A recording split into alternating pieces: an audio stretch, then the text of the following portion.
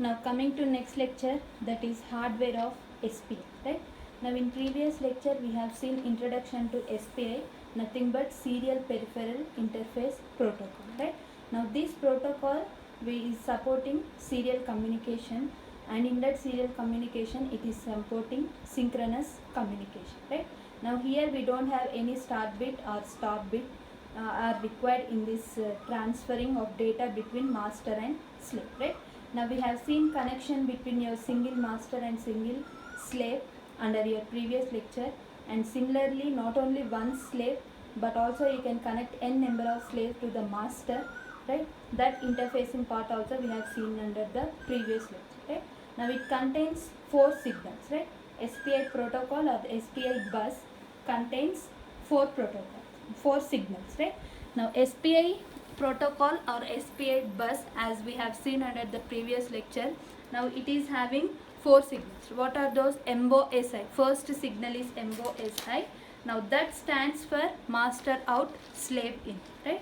First signal is MOSI, that stands for master out, slave in.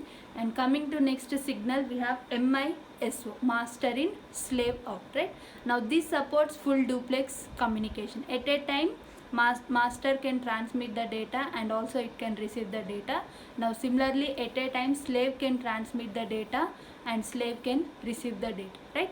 Now MOSI and MISO, these 2 signals are responsible for full duplex communication, right? Now we have seen serial clock, right? SCLK is nothing but serial clock. Now we are generating the clock signal from the master, and that is given to your slave, right? Slave connected to the master, right? Now here the master is nothing but the processor or the controller, and slave is nothing but any peripheral devices like memory cards, ADC, DAC, or real-time clock, right? All these peripheral devices, nothing but the output devices that you want to connect with the processor, that is done with your SPI protocol for serial exchange of data, right? And that too synchronous communication, right? Now coming to this lecture, in this lecture we will see the SPI hardware, right? Internal structure of serial bus, serial peripheral interface bus, right? Now here, as I have said in the previous lecture, the internal structure, it contains shift register and data latch, right? Now this is the internal structure of your SPI, nothing but SPI hardware. Now this is the master and this is the slave. We are having only one slave connection with your master. Now that slave may be any output devices. Now that may be a memory card or ADC or DAC or real-time clock, that may be anything that you want to interface with your processor or the controller, right? Now this is the master, nothing but the processor or the controller. Now as I have said, the internal structure, it will be having the shift register. Now this is the shift register. Now here it is of 8-bit shift register, not only 8-bit. Now the shift register can also be 16-bit also, right? Now here the shift register can be either 8-bit or 16-bit. Now followed by you have a data latch, right? You have a data latch. Now that is connected to the LSB of your slave, shift register LSB position of your slave, and this will form a loop, right? This will form a loop. This loop will continue until the total data is transferred from slave to master and master to slave, right? Now let us see how the data is getting transferred from master to slave or slave to master, right? Now here the master device is consisting of shift register. Now this is the shift register, you can see here, starting from LSB position, that is 0, 1, 2, 3, so on up to 7 bits, nothing but total 8-bit data that you want to transfer from master to slave, right? And the last bit position, we call it as most significant bit, and the least significant bit, right? Now this is the total 8-bit data that you want to transfer from master to slave is stored in this shift register, right? Now again this shift register is connected to the latch, data latch, right? Now this data latch is connected to the shift register LSB position, right? And again the MSB position is connected to the data latch, and again the data latch of slave is connected to the LSB position. This is a loop connection, right? If you see this structure here, now this is a loop, right? Now this loop, the data will transfer within this loop until the 8-bit data is transferred from master to slave and slave to master, right? And next we have serial clock, right? Next signal for your SPI bus is nothing but serial clock. Now here the clock is generated, master will be generating the clock. Now that clock is given to the shift register and also it is fed to the slave, right? And again it is given to data latch and also shift register, right? Based on this clock only a data is transferred between master to slave and slave to master, right? As I have said in the previous lecture, one clock cycle is responsible for transmitting 1 bit of data from master to slave and slave to master, right? Now for every 8 clock cycles, total every 8 clock cycles, 8 bit of data is transferred from master to slave and also from slave to master, since it is supporting full duplex communication, right? Now here if you see the master device, it is consisting of shift register, data latch and also clock generator, right? Now the slave device, it is consisting only shift register and data latch, right? Now the clock generator is not present here. Now the clock generator is present under the master, right? Now that clock generator will be generating the clock that is given to the slave, right? Whatever the clock that is given at the master, the same clock should be given to your slave, because those two should be, master and slave should be under synchronization. Since it is supporting synchronized communication, the clock signal should be same for master and slave, right? Now as I have said, the clock signal, right? Now this is the clock signal. Now consider this is the clock signal that is generated from your master, right? Clock signal that is generated from your master. Now this is one complete cycle, right? Now this one complete cycle is responsible for transmitting 1 bit of data, right? 1 bit of data from master to slave, right? From master to slave and slave to master, right? Now this 1 bit of data, one clock cycle is responsible for transmitting 1 bit of data from master to slave as well as slave to master, right? Now this is one more clock cycle that is responsible for transmitting 1 more bit of data, right? Like this 8 clock cycles are required to transmit 8 bit of data from master to slave as well as from slave to master, right? Now if you see this during positive edge, now this is your positive edge and this is your negative edge, right? Now during positive edge of the clock cycle, both, now MOSI during positive edge of clock cycle, right? During positive edge of clock cycle, you are transmitting data from master to slave. That means MOSI will be under operating. This particular signal is under operation. And during negative half cycle, you are transmitting data from slave to master, right? Now that means 1 bit of data is transferred from master to slave during positive edge of clock cycle, and 1 bit of data is transferred from slave to master during negative edge of clock cycle. That means you are transmitting 1 bit of data from master to slave as well as from slave to master during complete cycle. Positive edge cycle is responsible for transmitting data from master to slave, and negative edge of the clock signal is responsible for transmitting data from slave to master, right?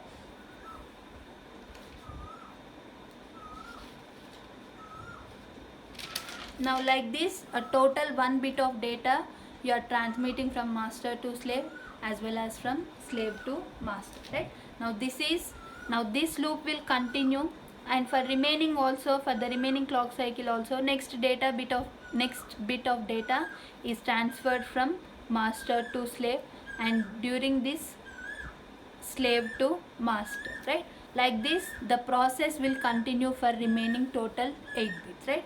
Now this is how the data is transferred under the internal structure of serial peripheral interface, right?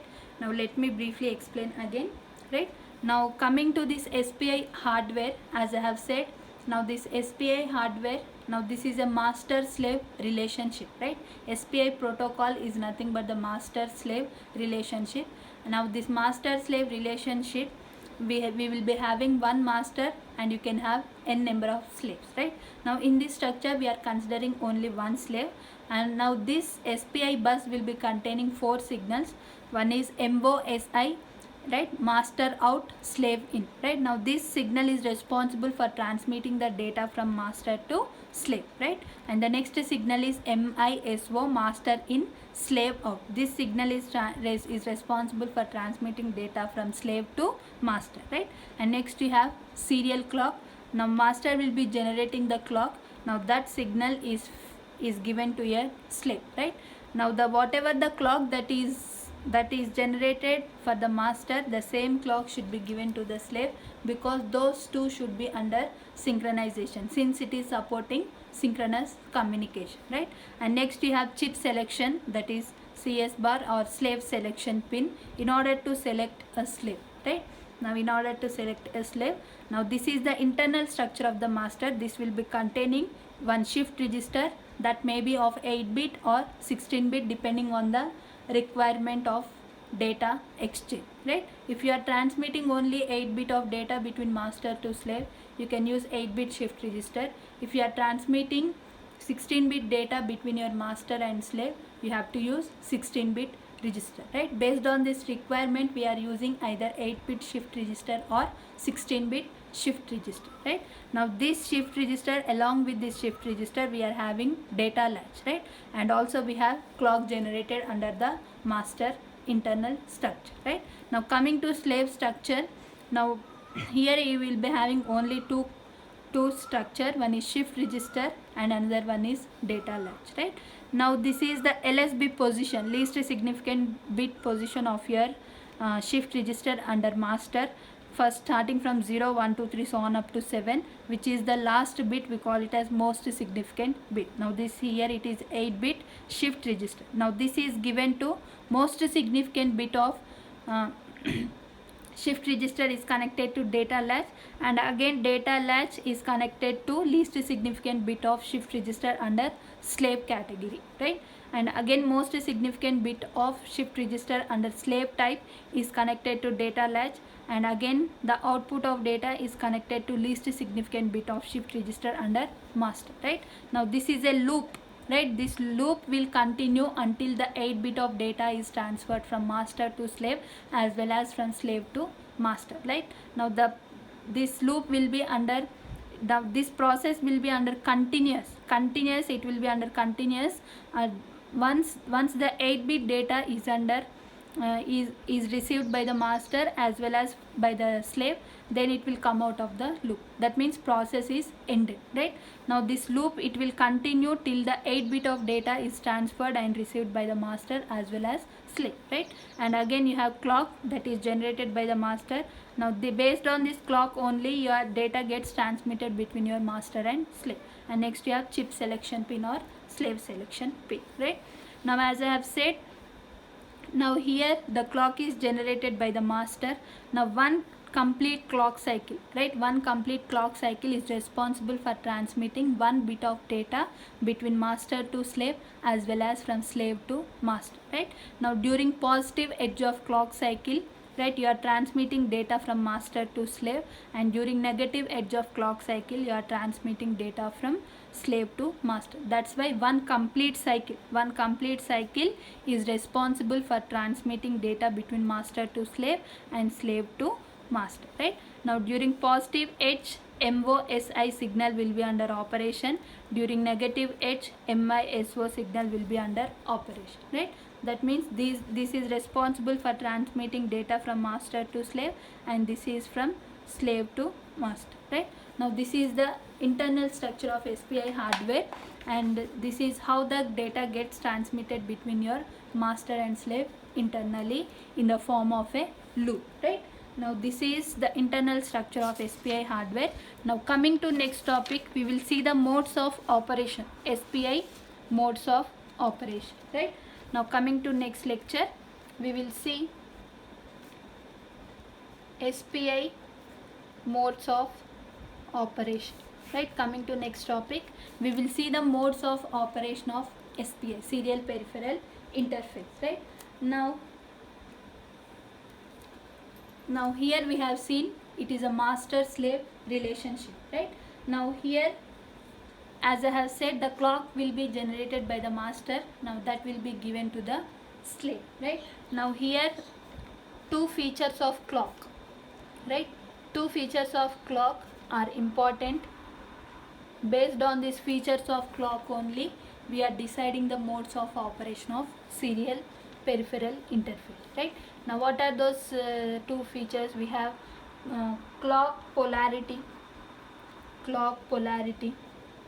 and next one is clock phase, right? Clock polarity, and these two features are important in determining the modes of serial peripheral interface, right?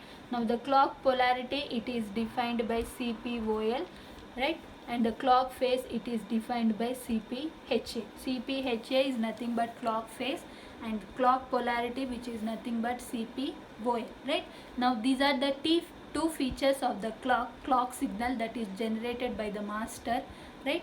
Now these two are very important in determining the modes of serial peripheral interface, right? Now before going to the modes of serial peripheral interface, now let us know the definition of CPOL, that is clock polarity as well as clock phase, right? Now clock polarity, it will determine the state of clock, right? It will determine the state of clock. Clock polarity is used to determine the state of clock. Now when it is, this may be either logic 0 or logic 1, right? Now when it is low, nothing but logic 0, the clock generated by the master, nothing but SCLK, right? When polarity is 0, clock polarity is 0, now SCLK is nothing but the clock that is generated by the master. Now this will be low when idle, right? Now SCLK will be 1, right? SCLK will be 1 during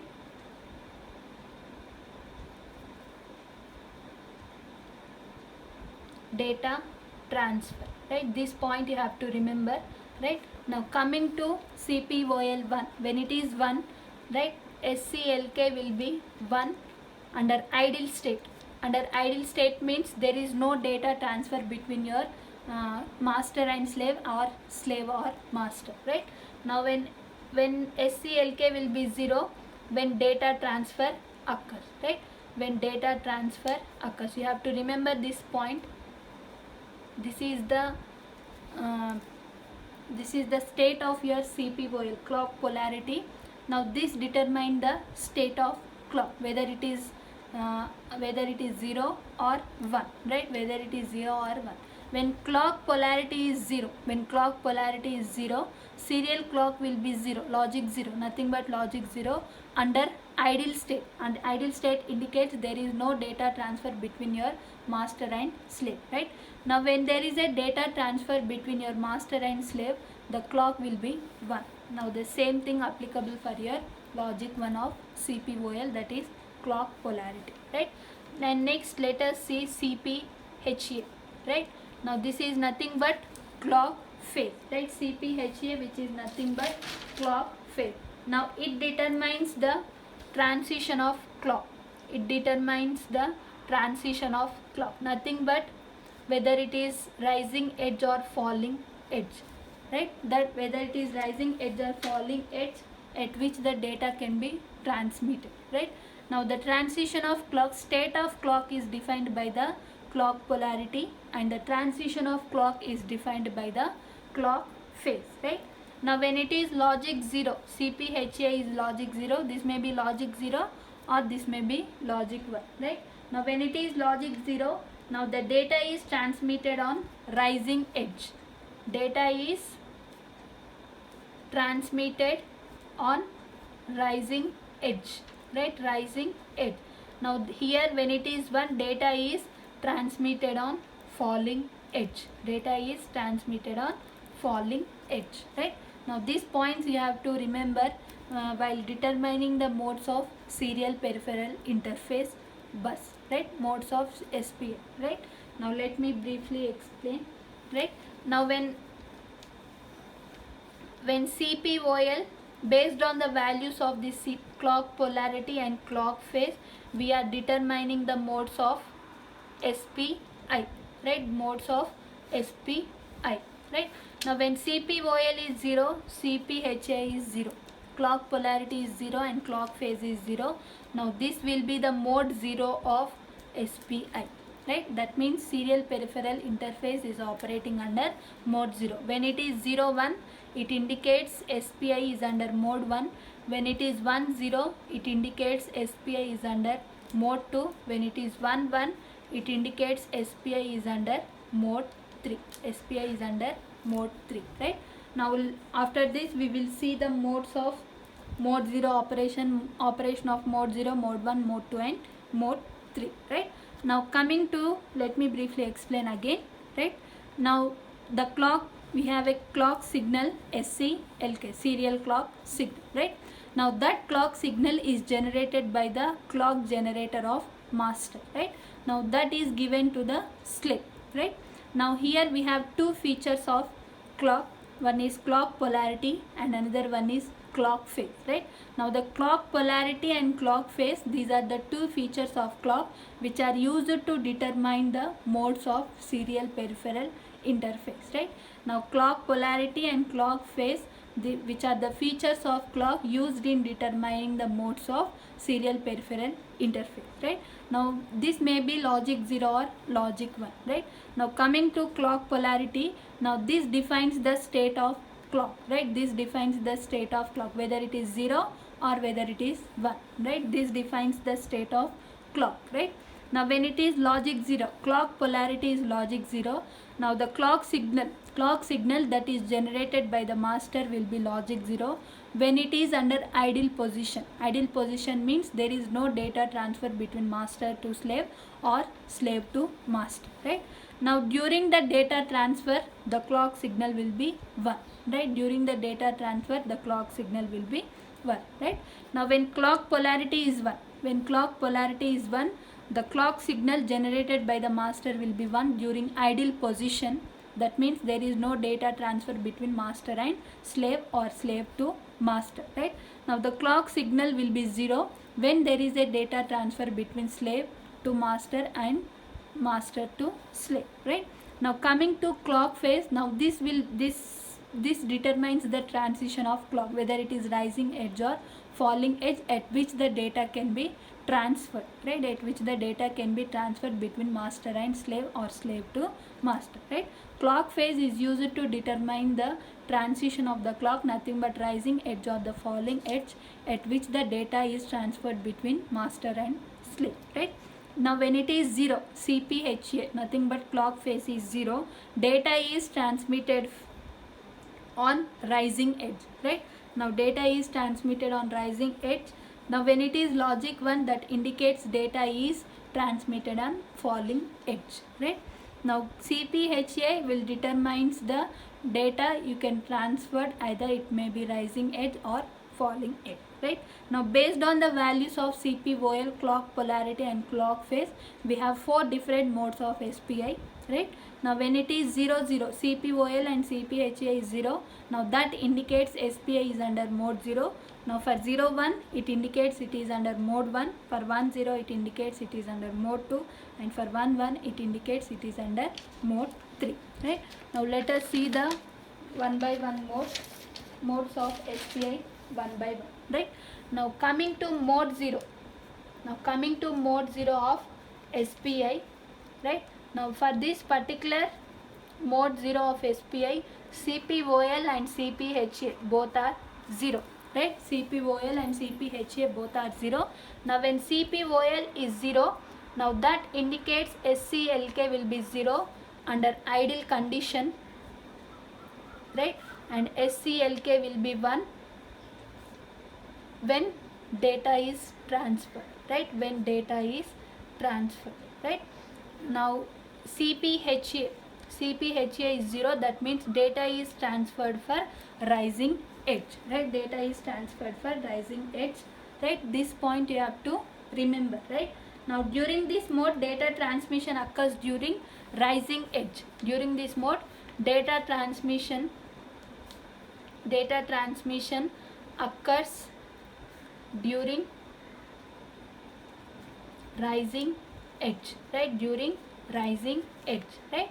Now coming to mode 1, CPOL is 0 and CPHA is 1. CPOL is 0 and CPHA is 1, right? Now during this mode, data transmission occurs during falling edge, right? During falling edge, right? Now during mode 1 of SPI, data transmission occurs during falling edge, right?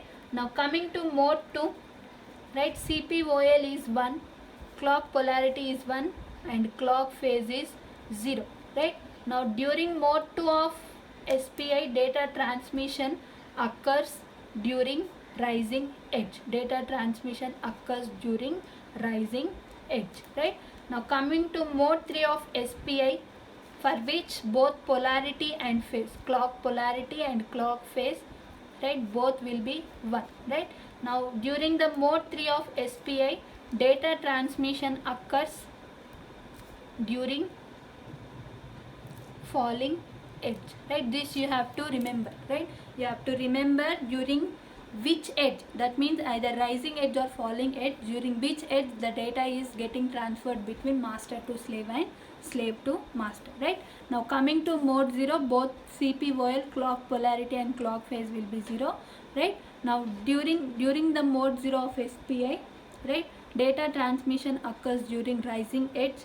Now coming to mode 1, now data transmission occurs during falling edge. Coming to mode 2, data transmission occurs during rising edge. Now coming to mode 3, data transmission occurs during falling edge, right? Now I will draw the diagram, timing diagram we can say, right?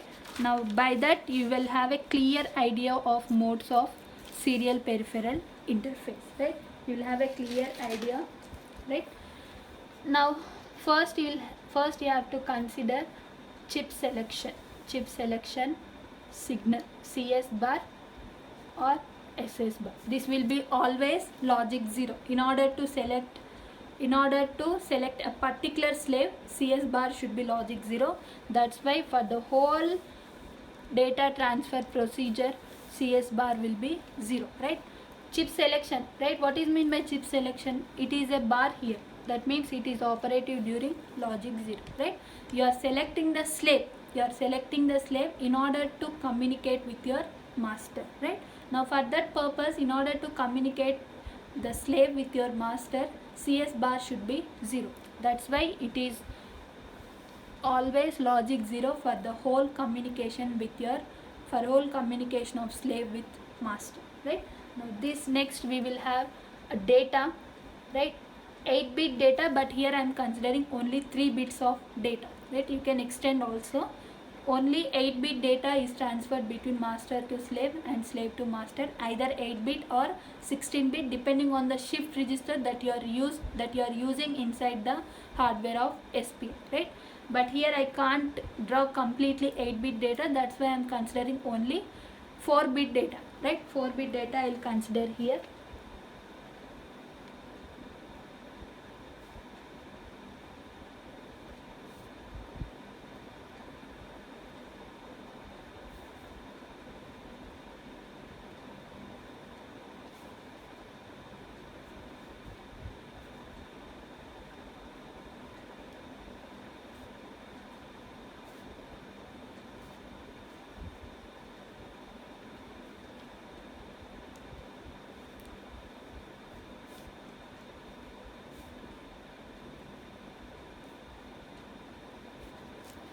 Now this is data bit 1, right?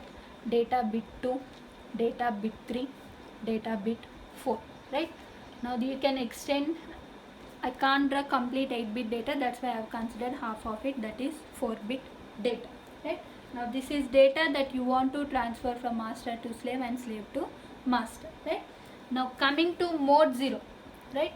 First I will draw all the timing diagrams of mode 0, right?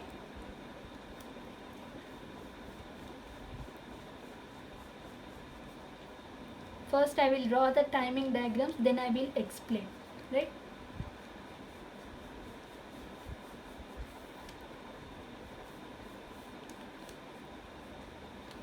you have to draw a timing diagram for mode 0, mode 1, mode 2, mode 3, right?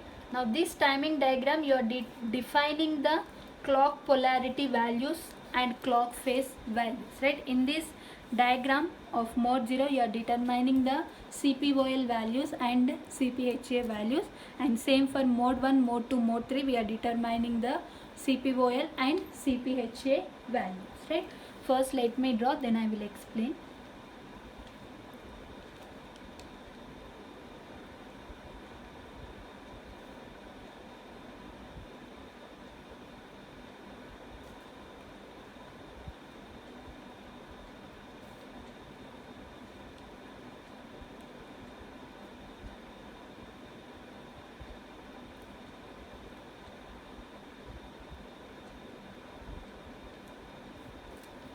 Now this is for mode 0, right?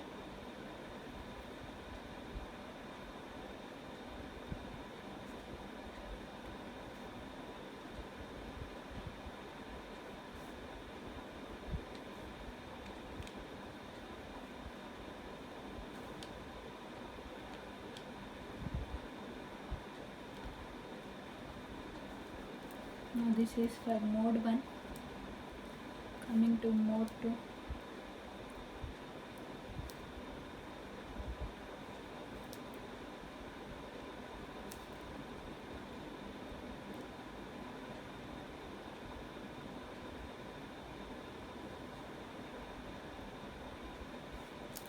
Now this is for mode 2, right? Now coming to mode 3.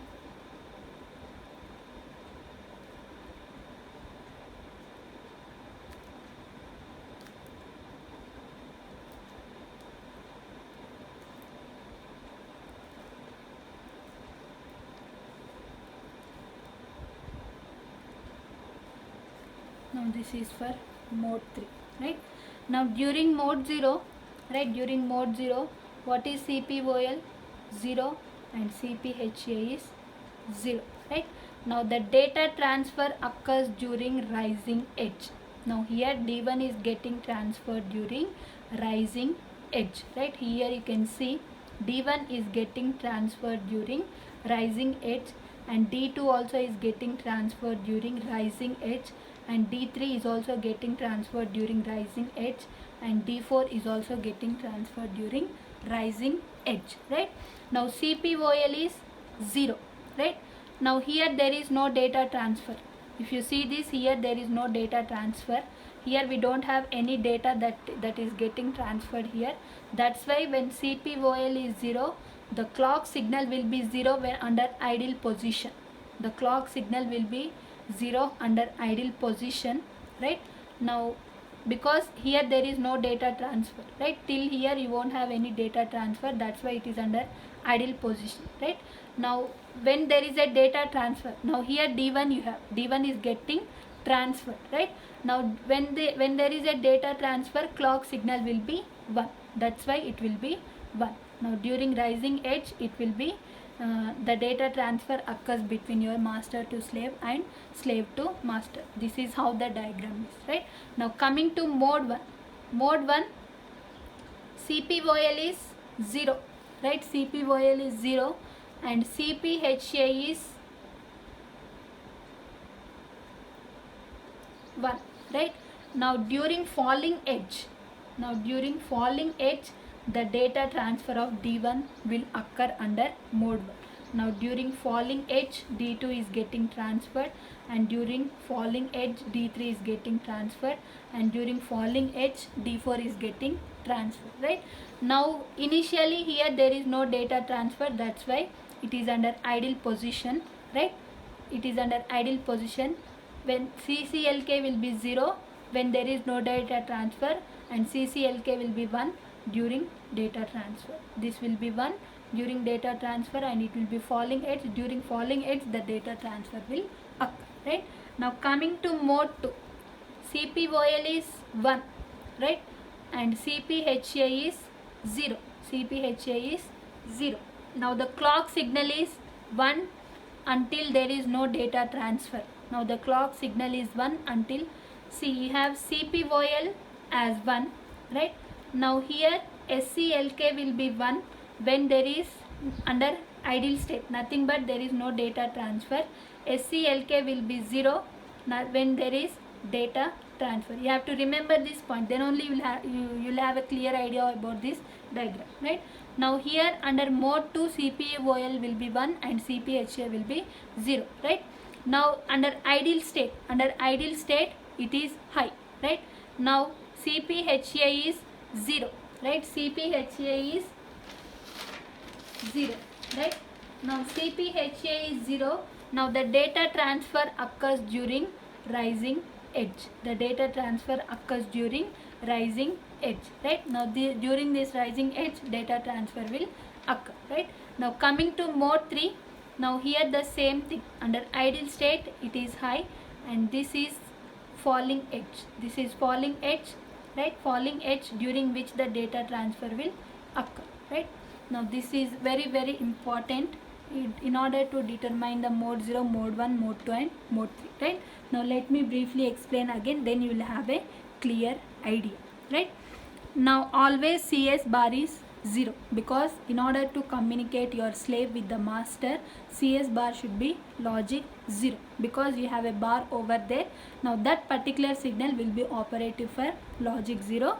Now that's why CS bar is always 0 for the data transfer between your master and slave, right? Now this is the data that you want to transfer between master and slave, D1, D2, D3 and D4, right? Now coming to mode 0, right? Coming to mode 0, both clock polarity and clock phase both are zeros, right? Now the clock polarity 0 indicates the clock signal will be 0 under ideal state. When there is no data transfer, the clock signal will be 0. Now here the data you have D1 that you want to transfer between master and slave, right? Now what happens? Clock signal will be high, right? Now the clock polarity, when it is 0, the clock signal will be 0 until there is no data transfer. When there is a data transfer, it will toggle to high. You have to, based on these 2 points only, clock polarity values only, you are drawing this all timing diagrams, right? Now initially the clock polarity is 0, that means the serial clock will be 0 under ideal state. Now during the data transfer of D1, right, during the data transfer of D1 it toggles to high, right? Now CPHA is 0. Now the data transfer occurs during rising edge, right? Now here like this, right? Now this, between these two a complete cycle should come, right? Now coming to mode 1, right? Now here the clock polarity is 0 and CPHA is 1. Now during falling edge you have to represent under D1, right? Complete D1.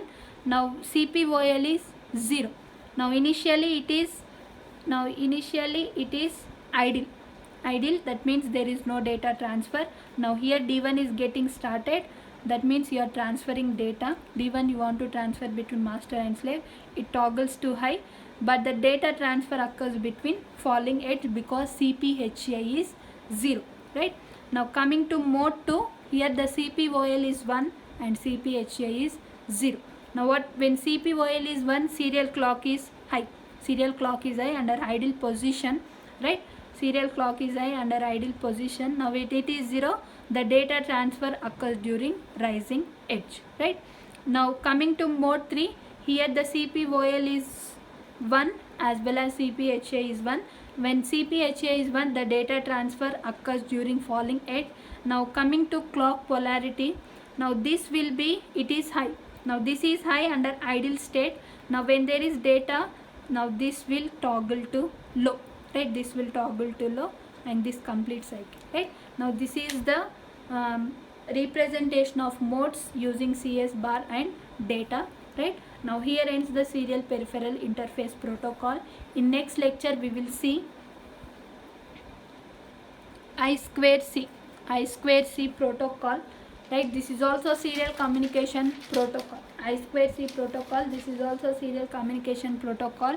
Now I2 stands for inter-integrated circuit, right? Inter-integrated circuit protocol, that is in short form we will represent it as I2C. Now this protocol we will see under the next lecture, right? This protocol we will see under the next lecture, and this is also a serial communication protocol. Whatever the protocols, RS-232, and next we have seen serial peripheral interface. In the next lecture we will see I2C. All these are serial communication protocol only. Now these protocols are used for serial exchange of data between your transmitter and receiver, right? In next lecture we will see about the I2C protocol, where I2C stands for inter-integrated circuit, and this supports serial exchange of data between transmitter and receiver, right? Thank you.